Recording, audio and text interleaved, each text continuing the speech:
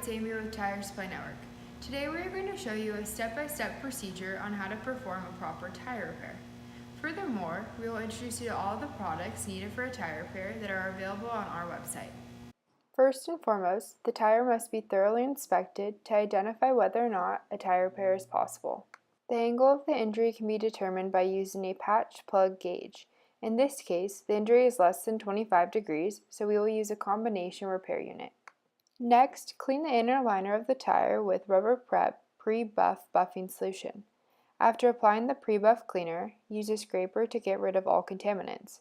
Remember, a properly cleaned inner liner is essential for a proper tire repair. Use a paint stick marker to outline the area approximately a ½ inch around the injury. Using a low-speed buffer and carbide cutter, drill the injury 3 times on the inside of the tire and 3 times on the outside of the tire. Doing this removes all of the damaged cords and stabilizes the area around the injury.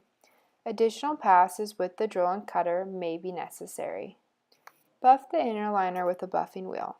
The goal is to remove the mold marks on the inner liner to create a smooth platform for the repair unit. This is what a properly buffed surface will look like.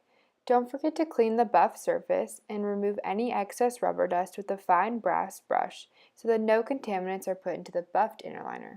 Make sure to vacuum any remaining rubber dust from the inside of the tire, being careful not to touch the buffed surface.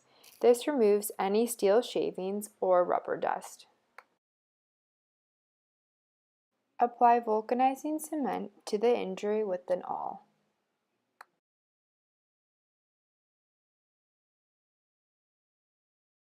A thin, even coat of vulcanizing cement should be applied to the buffed surface in small circular motions and then left to dry. After you've allowed the cement to dry completely, insert the lead wire stem with a small amount of rubber cement into the prepared injury channel. Then pull the stem from the outside using pliers until the cushion gum is visible on the outside of the tire and you can grab a hold of the rubber stem. Next, make sure to stitch the repair unit, working from the center towards the outside of the repair unit, ensuring that there is no air under the repair unit. Remove the plastic backing of patch to get prepared to apply the inner liner sealer. Apply inner liner sealer to the buffed areas around the patch. Inner liner sealer ensures an airtight seal between the newly buffed surface of the inner liner and the patch. Trim the stem above the inner liner with a flexible knife. Make sure not to pull on the rubber stem. Tire is good to go. There you have it, the proper procedure to repair a tire and all the necessary tools. If you have any questions or comments, please leave them below. All the tire repair materials in this video are available today at tiresupply.network.com. Thanks for watching.